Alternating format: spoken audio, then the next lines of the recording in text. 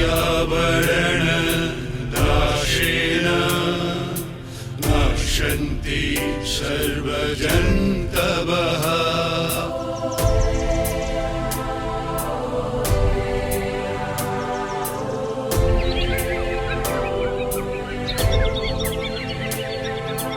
वृक्षः मित्राणि च श्वाकम् इत्थं विचार्य रक्षणं सदा।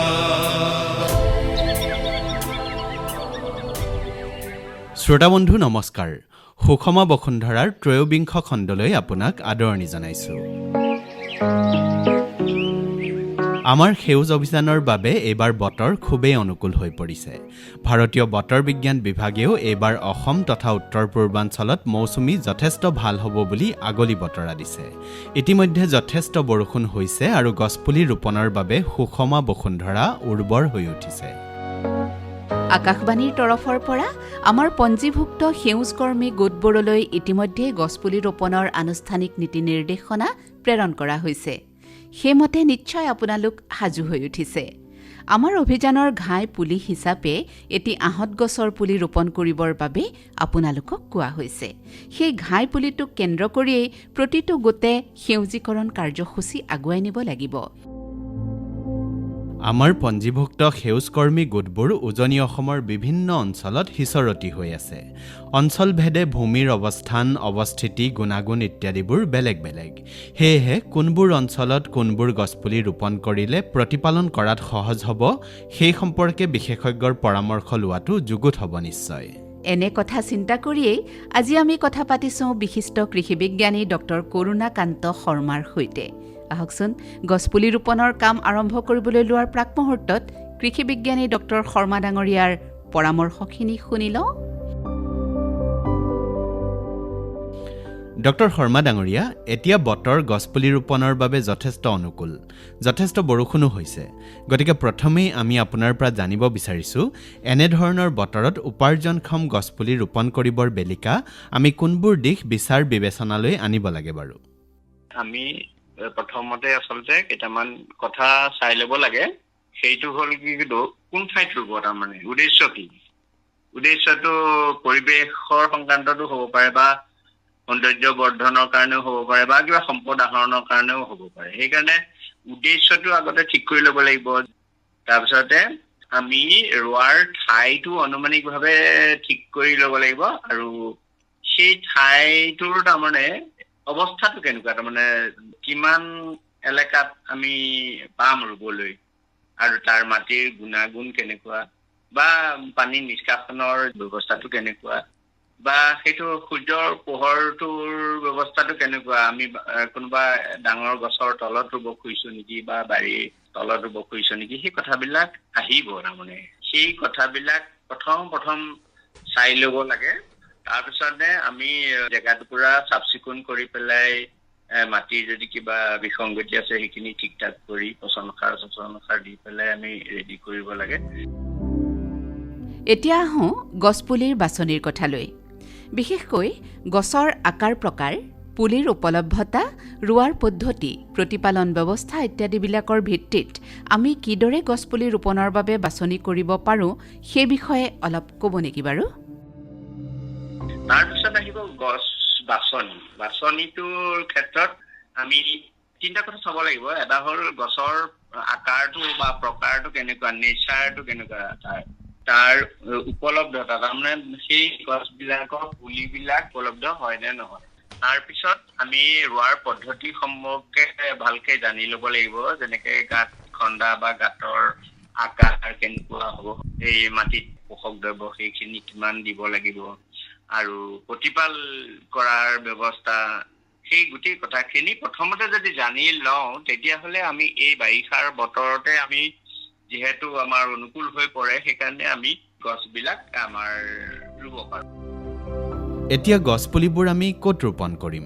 ঘৰৰ বাৰী, জলাশয়ৰ পাৰ, পথৰ কাষ, বাগিচা, চাপৰি অঞ্চল বা খেতিপথাৰৰ আশে পাশে সাধাৰণতে গছপুলি ৰোৱা হয়। এইবিলাক স্থানৰ বিবিধতাৰ ভিত্তিত গছপুলি নিৰ্বাচনৰ কিবা ফৰ্মুলা বা কিটিপ আছে নেকি বাৰু? আমাৰ এতিয়া লখিমপুৰ, ধেমাজি, দৰং, শোণিতপুৰ বা আমাৰ তিনিচুকীয়া, চৰাইদেউ এইবিলাক জেগা যদি চাওঁ তেতিয়াহ'লে আমি কেইবাটাও জেগা পাওঁ। আচলতে ঘৰৰ বাৰীত আমি ৰুব পাৰোঁ। বাৰীত আমাৰ বিভিন্ন ধৰণৰ ফল মূল ৰুব পাৰোঁ আৰু সাধাৰণতে তামোল, চেগুন, বাঁহ এনেকুৱা ধৰণৰ থাকেই। গতিকে তেনেকুৱা বাৰীটো আমি ৰুব পাৰোঁ আৰু জলাশয় পুৰি ভিত্তিক মানে হেৰিও কৰিব পাৰোঁ জলাশয়বিলাকৰ পাৰত। তাৰপিছতে বাগিচা শস্য হিচাপে আমি যদি থাকে তেতিয়াহ'লে তামোল, নাৰিকল এইবিলাকৰ মাজত আমি জেগা উলিয়াই ল'ব পাৰোঁ। আৰু তাৰোপৰি অৰ্থকৰী শস্য যদি আমাৰ থাকে তেতিয়াহ'লে অৰ্থকৰী শস্যবিলাকৰ লগত কেনেকৈ কৰিব পাৰোঁ সেইখিনিও কৰিব পাৰোঁ।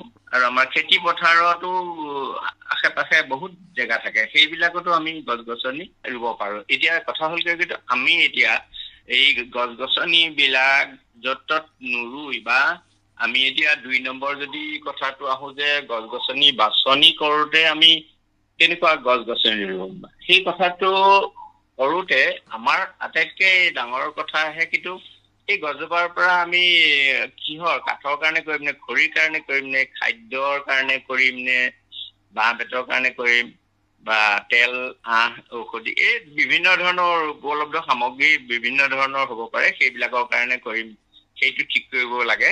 আৰু সেই হেৰিটো উপলব্ধতাটো বা তাৰ যিটো আমি পাম বস্তু, সেই বস্তুটোৰ লগত আমাৰ কোনটো অংগ জড়িত হৈ আছে, কোনটো উপাদান জড়িত হৈ আছে বা কোনটো আমাৰ এই আমাৰ যিটো কৃষি প্ৰণালী, সেই কৃষি প্ৰণালী কোনটো অংগৰ লগত জড়িত হৈ আছে সেই কথাটো চাব লাগে বা বজাৰৰ কোনটো হেৰিয়াৰ লগত সামগ্ৰীৰ লগত জড়িত হৈ আছে সেইখিনি কথা চাই ল'ব লাগে। লৈ পেলাই চাই ল'লে আমি আমাৰ যিখিনি গছ বা হেৰি আছে, সেই বৃক্ষ আছে, আমি জানো কিছুমান। এতিয়া আমাৰ যিটো ৰাজ্যৰ যিটো প্ৰতীক সেইটো হ'ল হোলোং গছ বা গমাৰি, চিচু, নাহৰ, শিমলু, বগীপমা, সোণাৰু, চেগুন, শাল, বনচুম এইবিলাক গছ মানে অতি মূল্যৱান গছ। আমি এই গছবিলাক আমি হেৰি কৰিব পাৰোঁ, এই বতৰত আমি ৰুব পাৰোঁ। এইখিনিতে এটা কথা কৈ থওঁ যে ৰুবৰ কাৰণে আমি তাৰ পুলি লাগিব। পুলি লাগিবলৈ হ'লে তাৰ বীজ লাগিব। বীজ লাগিবলৈ হ'লে আমি সেই গছজোপাত বীজ কেতিয়া উৎপাদন হয় সেই কথাটো আমি জানিব লাগিব, বীজ সংগ্ৰহ কৰিব লাগিব। খাচী গছৰ বীজবিলাক জেনেৰেলি আমাৰ অক্টোবৰ মাহত পোৱা যায়। তেনেকৈ বাগনলা এবিধ গছ যিটো ধূপ, সুগন্ধি তেল আদিৰ কাৰণে ব্যৱহাৰ হয়, সেইবিলাকৰ অক্টোবৰ নৱেম্বৰত পোৱা হয়। জাতিবাঁহ, বলুকা বাঁহটো আমাৰ ৰাইজে জানেই, নাৰিকল জানেই, কিন্তু গমাৰি এনেকৈ আৰু এটা বৰ সোনকালে বহা গছ আছে, সেইজোপা হ'ল অষ্ট্ৰেলিয়ান টিক, মনজুম বুলি কয়। এইবিলাকৰ বীজ পুলি অৱশ্যে সহজে পোৱা নাযায়। সেইবিলাকৰ পুলি আমাৰ যিটো গৱেষণা কেন্দ্ৰ বা বৰ্ষাৰণ্য গৱেষণা কেন্দ্ৰ সেইবিলাকত পোৱা যায়। আৰু এটা এতিয়া মানুহে কৰিবলৈ লৈছে সেইটো হ'ল চন্দন। চিচু আৰু চেগুনটো আছেই, চন্দন। এতিয়া চন্দন গছটো খালি বগাই হওক বা ৰঙাই হওক, সেই কথাটোত এটা বস্তু ৰাইজে জনাটো দৰকাৰ যে এই পৰজীৱী এটা উদ্ভিদৰ হেৰিয়াত আশ্ৰয়ত ই ডাঙৰ হয়। সেইকাৰণে পুলি অৱস্থাত আমাৰ ৰহৰ মাহটো ই পৰজীৱী হিচাপে লয় বা সুবিধা হয়। আৰু ডাঙৰ হ'লে ভাতঘিলা হওক, নাৰিকল হওক, খাচী হওক, এই গছবিলাকৰ, আমলখি হওক, এইবিলাকৰ আশ্ৰয়ত সি হেৰি কৰে। আৰু আশ্ৰয় লোৱাৰ মূল কথাটো হ'ল কিন্তু কেলছিয়াম, মেগনেছিয়াম এইবিলাক মাটিতো নাইট্ৰজেনৰ ফচফৰাছটো ই আশ্ৰিত যিটো গছত আশ্ৰয় লৈ থাকে সেই পৰজীৱী জোপাৰ পৰা লয়। সেইকাৰণে ইয়াৰ হেৰিটো স্বতন্ত্ৰ নহয় বাহনটো, সেইকাৰণে ই একেজোপা গছ আশ্ৰয় লাগিব। কিন্তু চন্দনৰ যদি আমি গছ ৰুব পাৰোঁ তেতিয়াহ'লে আমি বহুত মূল্যৱান কাঠো পাম আৰু ইয়াৰ পৰা যথেষ্ট আমি হেৰিও পাম, তাৰমানে আমি উপাৰ্জনো পাম। গতিকে এই ধৰণৰ গছবিলাক আমি যদি বাছি লওঁ তেতিয়াহ'লে আমাৰ সুবিধা হ'ব। এতিয়া ধৰক উপত্যকা ভেদে বা উজনি নামনি, ব্ৰহ্মপুত্ৰৰ উত্তৰ পাৰ, আকৌ দক্ষিণ পাৰ, পাহাৰীয়া এলেকা ইত্যাদিৰ ভৌগোলিক বিবিধতা আছে। এইবিলাকো বাৰু গছপুলি নিৰ্বাচনৰ কাৰক হ'ব পাৰে নেকি?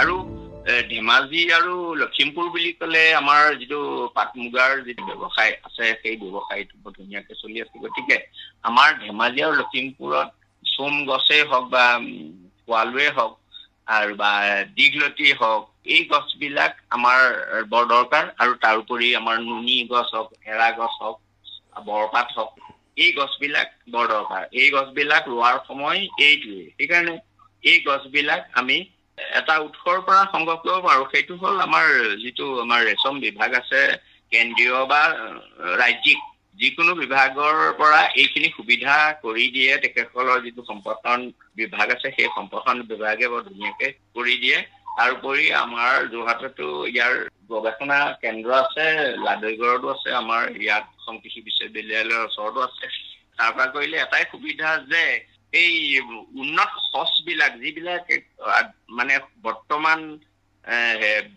আমাৰ যি প্ৰজননবিদসকলে উলিয়াইছে সেই উন্নত সঁচবিলাক পোৱা হয় উন্নত সঁচটো এইটো কাৰণে যে তাৰ যিটো পাত বা পলুৱে খোৱা পাতৰ যিটো পুষ্টিকাৰক গুণাগুণ সেই গুণাগুণটোহে অতি দৰকাৰী আৰু এটা দৰকাৰী কথা হ'ল কম জেগাত বেছি উৎপাদন মানে পাতৰ উৎপাদন আৰু ২ নম্বৰ কথা হ'ল সেই পাতৰ পুষ্টিকাৰক গুণাগুণ সেই দুটা কথাৰ ওপৰত যথেষ্ট গুৰুত্ব দিয়া হয় আৰু সেইটোৰ পৰা খেতিয়কসকল যথেষ্ট লাভো হয় আৰু এটা কথা মই কওঁ যে গছপুলি ৰোৱাৰ ক্ষেত্ৰত এতিয়া নিজৰ বাৰীখনত বাৰু এইখিনি ব্যৱস্থা হ'ব কিন্তু আমি যেতিয়া ৰাজহুৱা জেগাত গছপুলি এটা ৰুম তাৰ সংৰক্ষণ বা প্ৰতিৰক্ষাৰ ব্যৱস্থাটো অতি দৰকাৰ গতিকে এই ক্ষেত্ৰত আমাৰ যিটো সমূহীয়া প্ৰচেষ্টাৰে যদি ৰাইজ লগ লাগি এই কামটো কৰে তেতিয়াহ'লে এই গছবিলাকৰ প্ৰতিপালো ভাল হ'ব আৰু সাৰ্ভাইভেল মানে সিহঁতি জীয়াই থকাৰ হেৰিটো ভাল হ'ব তাৰমানে লগতে আমাৰ গছবিলাক যিবিলাক কথা মানে অৰ্থনৈতিকভাৱে লাভজনক গছ সেইবিলাক গছ আমাৰ সংখ্যা বাঢ়ি যোৱাৰ ফলত কি হ'ব কৃষকসকলে তাৰ পৰা উপকাৰ যিখিনি হ'ব উপকৃত হ'ব আৰু এটা কথা কওঁ সেইটো হ'ল কিন্তু এই গোটেই কথাখিনি যেতিয়া ৰাজহুৱাভাৱে কৰিব তেতিয়াহ'লে ৰাজহুৱাভাৱে ঠিক ঠাক কৰি ল'ব লাগে যে আমাৰ গছবিলাক যেতিয়া চপোৱা হ'ব বা গছবিলাকৰ পৰা আমি যিটো উপলব্ধ সামগ্ৰী পাম সেইখিনি আমি কেনেধৰণে ব্যৱহাৰ কৰিম তাৰো নীতি নিৰ্দেশনাখনে যদি ঠিক কৰি লয় তেতিয়া পিছলৈ খেলি মেলি নহয় আচলতে এই গ্ৰুপবিলাকৰ বা গোটবিলাকৰ মাজত সেইটো এটা দৰকাৰী কথা এইকেইটা মোৰ মনলৈ আহিলে কথা সেইকেইটা ক'লো বৃক্ষজাতীয় গছৰ ক্ষেত্ৰত সাৰ জাবৰ এইবিলাক লাগিব নে নালাগে যদি লাগে সেইবোৰৰ ব্যৱস্থা প্ৰাকৃতিকভাৱে কেনেদৰে কৰিব লাগিব গছজোপা স্বাভাৱিকভাৱে বাঢ়িবলৈ হ'লে তাত তাৰমানে সাৰ জাবৰ লাগিবই পুলিটোত যেনেকৈ সাৰটো লাগিব পাছত তাৰমানে যিখিনি পৰিচৰ্যা দৰকাৰ হয় সেই পৰিচৰ্যাখিনি লাগিবই আৰু এটা কথা আছে অকল মানে সাৰ জাবৰেই নহয় পানী যোগান ব্যৱস্থাটো ভাল হ'ব লাগে তাৰোপৰি গছবিলাকৰ ঠাল ঠেঙুলিবিলাকো সেইবিলাক কেনেদৰে কাটি থাকিব লাগিব সেইটোৰ কথা আছে ঠাল ঠেঙুলিবিলাক নাথাকে তেতিয়াহ'লে কি হ'ব আমি কাঠৰ কাৰণে যিবিলাক গছ কৰিম সেইবিলাক হ'ব কিন্তু কোৱালিটিটো বেয়া হৈ যাব তাৰমানে বেছি ব্ৰাঞ্চ ওলাই গ'লে শাখা ওলাই গ'লে তাতে যিটো চকু হয় তাৰমানে এই চকুটোৱে মানে কাঠৰ কোৱালিটিটো বেয়া কৰে সেইকাৰণে সেইটো এটা বৰ দৰকাৰী কথা তাৰোপৰি বনবাদ নিয়ন্ত্ৰণ সেই বনবাদ নিয়ন্ত্ৰণখিনিও ভালদৰে কৰি থাকিব লাগে আৰু পচন সাৰ বা সেইখিনি দৰকাৰ আছে সেইখিনি তাৰমানে এটা হেৰিয়াত প্ৰত্যেক জোপা হিচাপত দিব লাগিব আৰু গুৰিত মানে সেইখিনি পচন সাৰ দি থাকিব পাৰিলে ভাল কিন্তু সচৰাচৰ কি হয় গছৰ এটা ক্ষমতা আছে যে কি সাধাৰণ যিবিলাক আমাৰ তৃণজাতীয় গছ বা সেইবিলাকে ওপৰৰ পৰা পোষক দ্ৰব্য সংগ্ৰহ কৰে আৰু গছে শিপাটো বহুত তললৈকে যোৱাৰ কাৰণে সিহঁতি একদম তলৰ পৰা পোষক দ্ৰব্য আৰু পানীটো আহৰণ কৰিব পাৰে সেইকাৰণে গছবিলাক সেইকাৰণে সহজে বাঢ়িব পাৰে আচলতে কিন্তু এই ক্ষেত্ৰত আৰু এটা দৰকাৰী কথা আছে কিন্তু আমাৰ যিটো মানে হেৰি আছে মানে বেমাৰ আজাৰ আৰু পোক পতংগ নিয়ন্ত্ৰণটো সেইটো কিন্তু গছত সময়ে সময়ে চাই চিতি নিৰীক্ষণ কৰি পেলাই সেইখিনি ব্যৱস্থাখিনি কৰি থাকিলে গছজোপা স্বাভাৱিকভাৱে বৃদ্ধি পাব আৰু গছজোপাৰ বাহন ক্ষমতাটো অটুট থাকে গতিকে আৰু এটা বস্তু গছত যিটো মানে আমাৰ পৰজীৱী উদ্ভিদ হয় সেই পৰজীৱী উদ্ভিদটো মানে অলপ চাই থাকিব লাগে যাতে সি গছজোপা হানি কৰিব নোৱাৰে আমি সচৰাচৰ দেখিছো যে আমাৰ আমলখি গছত এই মানে পৰজীৱী উদ্ভিদ এটা হয় সেইতিয়া গছজোপা যদি পৰজীৱী উদ্ভিদটো যদি গুচাই নিদিয়ে তেতিয়া সি গোটেই গছজোপা ছানি ধৰে তেনেকৈ আমাৰ আৰু এটা বস্তু আছে আমাৰ যিটো সোণালী লতা যিটো তেনেকুৱা ধৰণৰ বৰ সাংঘাতিক মানে অপকাৰী আমাৰ পৰজীৱী উদ্ভিদ আছে সেইবিলাক কিন্তু আৰম্ভণি দেখাৰ লগে লগে এই মানে নিয়ন্ত্ৰণ কৰিব লাগে নহলে সেইবিলাকে যথেষ্ট অপকাৰ কৰে গছজোপা ফল-মূলৰ গছৰ ক্ষেত্ৰত বা উদ্যান শস্যৰ ক্ষেত্ৰত প্ৰতিপালনৰ কিবা বিশেষ পদ্ধতি আছে নেকি বাৰু আমাৰ ফল-মূলৰ গছবিলাকত আচলতে বেছিকৈ আমাৰ সাৰ জাবৰ এইবিলাক সময়ে সময়ে দিবলগীয়া হয় কিন্তু আমাৰ যিটো কাঠৰ মানে অন্যান্য হেৰিয়াৰ কাৰণে আমি যিবিলাক কৰো সেইবিলাকত আমি জেনেৰেলি সাৰ তেনেকে নিৰ্দিষ্ট জোখত নিদিওঁ কিন্তু আমাৰ যিবিলাক চিষ্টেমেটিকেলি যিবিলাক ৰোৱা হয় এতিয়া ধৰক আমি চেগুনটোৰ কথা ক'লো চেগুনটোত প্ৰতিজোপা গছত এনেকৈ উপায় আছে তাৰমানে ধৰক মই উদাহৰণস্বৰূপে কৈছো 5 গছত বা 90 গ্ৰাম ইউৰিয়া 125 গ্ৰাম SP 33 গ্ৰাম MOP এনেকৈ আচলতে প্ৰতিজোপা গছত দিব লাগে তাৰমানে আৰু সেই জোখবিলাক চবতে বেলেগ বেলেগ গতিকে সেই বেলেগ বেলেগ জোখত আমি দিব পাৰিলে মানে ভাল সেইটোৱে কথা আৰু খালি ফল-মূলৰ গছত কিন্তু আমাৰ এটা নিয়মিতভাৱে দিলে মানে তাৰ গণটো খুব ভাল এতিয়া দেখা যায় যে অসমখন বানপ্ৰৱণ ৰাজ্য নৈকাষৰীয়া অঞ্চলবোৰ প্ৰায়ে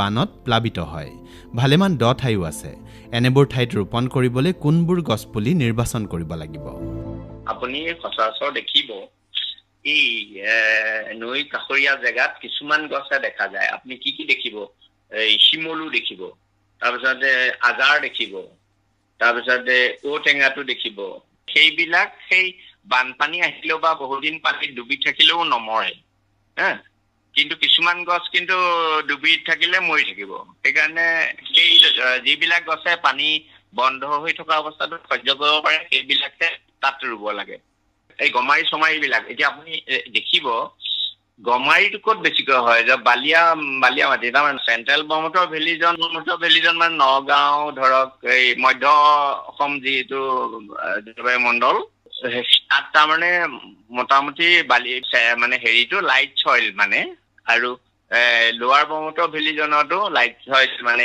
পোৱা যায় বালিয়হীয়া গতিকে তাত আপোনাৰ এইটো বেছিকে পাব কিন্তু আমাৰ আপাৰ আছাম মানে উজনি অসমত আপুনি গমাৰিটো ইমান বেছি নাপায় কিন্তু সেই তেনেকুৱা হয় আমাৰ উজনি অসমত আলতীয়া মাটিত আপোনাৰ অন্যান্য ধৰণৰ চব হয় চেগুন তিতাচপা আদি কৰি আম কঁঠাল এইবিলাক চব হ'ব বাগনলা এই গোটেইবিলাক হ'ব কিন্তু গমাৰিটো যদিও হয় আমাৰ ইয়াত গমাৰিৰ কম তাৰমানে সংখ্যাটো কম কিছু হ'ব বৰ্তমান সময়ত হাচি গছ এজাতি অতি মূল্যৱান গছ এইটো হাচি গছ ৰোৱাৰ উপযুক্ত সময় হয়নে হাচি গছ ৰোৱাৰ ক্ষেত্ৰত কেনেবোৰ কথা মনত ৰাখিব লাগিব হাচি গছটো সকলো জেগাতে নহয় আপুনি হাচি গছ দেখিব যোৰহাট গোলাঘাট শিৱসাগৰ চৰাইদেউ ইফালে শোণিতপুৰ আৰু দৰং এইটো এৰিয়াত দেখিব তাৰমানে হাচি গছটো কেলেই সেইবিলাকত দেখে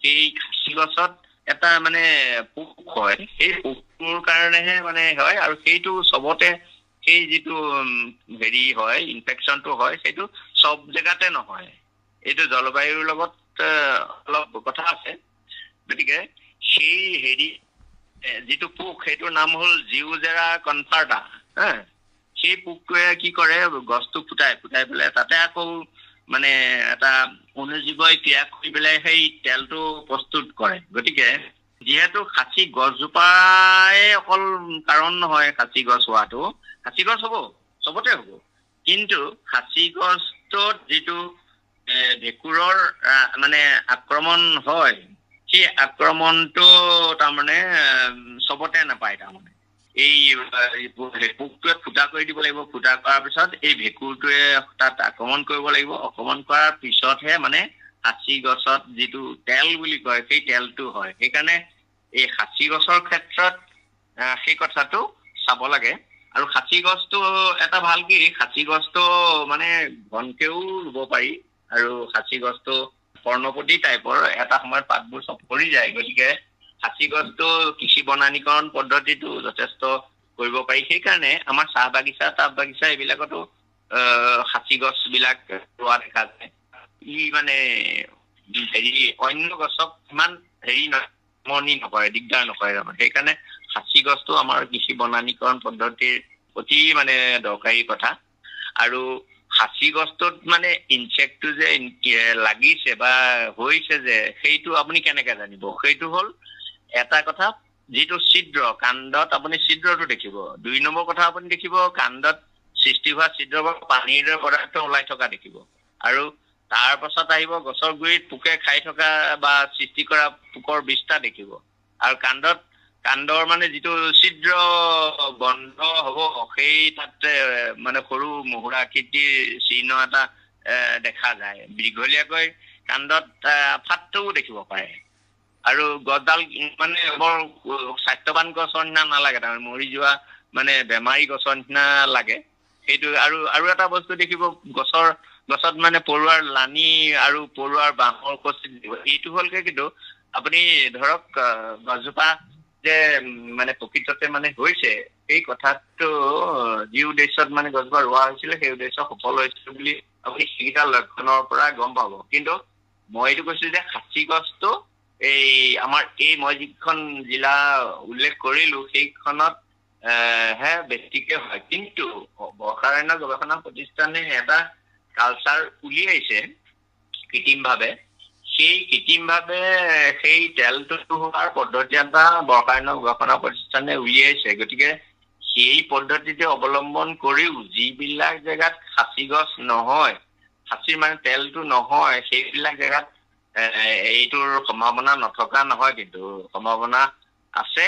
আৰু সেইটো কাৰণে সেই গৱেষণা প্ৰতিষ্ঠানটোৰ লগত যদি যোগাযোগ কৰে, তেওঁলোকৰ এটা সম্প্ৰসাৰণ বিভাগ আছে। সেই সম্প্ৰসাৰণ বিভাগে আমাৰ কৃষকসকলক সহায় কৰি আহিছে। আচলতে সেই কথাটো মই খবৰটো দি থলো। মাননীয় পঞ্জীভুক্ত সদস্যসকল, আপোনালোকে কাইলৈৰ পৰা অহা 4 মে' তাৰিখৰ ভিতৰত ৰোপণ কৰিবলগীয়া আহঁত গছৰ পুলিটো নিৰ্বাচন কৰিলেনে? ক'ত ৰুব? ঠাইটুকুৰা ঠিক কৰিলেনে? কেইদিনমানৰ কাৰণে পুলিটোক সুৰক্ষা এটা দিব লাগিব। গতিকে বাঁহেৰে হ'লেও অলপ মজবুতকৈ 3-4 ফুট ওখ ঘেৰ এটা আগতীয়াকৈ সাজু কৰি ৰাখক। কোনে আনুষ্ঠানিকভাৱে গছৰ পুলিটো ৰুব, সেই বিশিষ্ট ব্যক্তিগৰাকী ইতিমধ্যে ঠিক হৈছে নিশ্চয়। গাঁৱৰ মানুহখিনিক মতা হ'ল নে নাই? অনুষ্ঠানটোত আপুনি ক'বলগীয়া কথাখিনি ইতিমধ্যে আমি দিয়া পৰামৰ্শ অনুসৰি আগতীয়াকৈ পৰিপাতি কৰি জুকিয়াই ল'ব।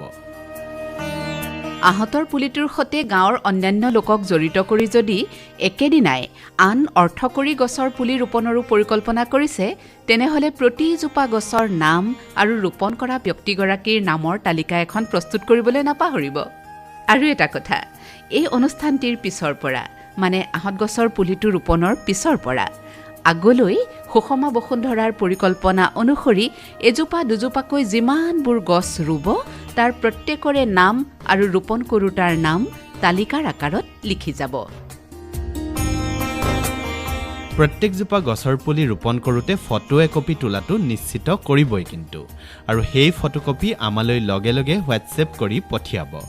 গছ ৰোপণ কৰা তথ্য তালিকাৰ ফৰ্মেটটো ইতিমধ্যে আমি আপোনালোকলৈ পঠিয়াইছোঁ। সেই সম্পৰ্কত কিবা সুধিব লগা থাকিলে আমালৈ হোৱাটছএপ যোগে লিখিব পাৰে, নাইবা সেই নম্বৰটোত ফোন কৰিবও পাৰে। বাৰু, আপোনাৰ এই কাৰ্যসূচী সুকলমে সম্পন্ন হওক, সফল হওক, আমাৰ শুভেচ্ছা জনালোঁ। বন্ধুবৰ, বহাগৰ এয়া মাজ পালেহি।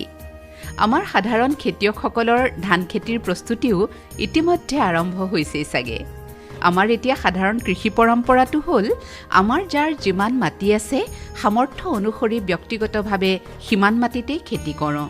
ফলত বিভিন্ন কাৰণত আমি আশা কৰা ধৰণে ফল লাভ নকৰোঁ বা কেতিয়াবা আশা কৰা ফলো লাভ নকৰোঁ। তেনে কিছুমান সাধাৰণ কাৰণ হ'ল পানী ব্যৱস্থাপনাৰ অসুবিধা, কীট-পতংগ নিয়ন্ত্ৰণৰ অসুবিধা, অনিষ্টকাৰী জীৱ-জন্তু নিয়ন্ত্ৰণৰ অসুবিধা ইত্যাদি। কিন্তু তাৰ বিপৰীতে যদি এখন পথাৰত সকলোৱে মিলি খেতি কৰা হয় বা এখন পথাৰৰ সমগ্ৰ কৃষি ব্যৱস্থাপনাটো এটা গোটৰ দ্বাৰা পৰিচালিত হয়, তেনেহ'লে সেই পথাৰখনৰ সামগ্ৰিক উৎপাদন এতিয়াৰ তুলনাত কমেও 3 গুণ বৃদ্ধি পাব পাৰে। মাননীয় পঞ্জীভুক্ত সদস্যসকল, আপোনালোকে এই সম্পৰ্কে চিন্তা চৰ্চা কৰকচোন। পাৰিলে এই বছৰৰ পৰাই পৰিকল্পনা ৰূপায়ণ কৰিবলৈ চেষ্টা কৰক। আপোনালোকে ইচ্ছা কৰিলে নিজৰ পৰিকল্পনাৰ কথা আমাৰ সৈতে আলোচনা কৰিব পাৰে। আমি এই সম্পৰ্কত অহাটো খণ্ডত বহলাই আলোচনা কৰিম। বাৰু শ্ৰোতা বন্ধু, আজিলৈ সময় হ'ল। অনুষ্ঠানটি সম্পৰ্কত আপোনাৰ মতামত জনাবলৈ নাপাহৰিব। আপুনি পৰিৱেশ সংৰক্ষণ আৰু মানৱ কল্যাণমূলক কাম সম্পৰ্কীয় আপোনাৰ যিকোনো অভিজ্ঞতাৰ কথা লিখি আমালৈ পঠিয়াব পাৰে। আমাৰ ঠিকনাটি হ'ল সুষমা বসুন্ধৰা মাৰ্ফত অনুষ্ঠান মুৰব্বী, আকাশবাণী ডিব্ৰুগড়, পিন 7860003। ইমেইল যোগেও আমালৈ লিখিব পাৰে। আমাৰ ইমেইল আইডি হ'ল airdaak@gmail.com। প্ৰতি দেওবাৰে সন্ধিয়া 6:15 সুষমা বসুন্ধৰাৰ পুনৰ প্ৰচাৰ শুনিব কিন্তু। বাৰু, তেনেহ'লে আজিলৈ বিদায় লৈছোঁ। অহা দেওবাৰে নতুন এটা খণ্ড লৈ পুনৰ লগ পাম পুৱা 8:30 বজাত। নমস্কাৰ। पवनः दुष्टतां यति प्रकृतिर्विकृतायते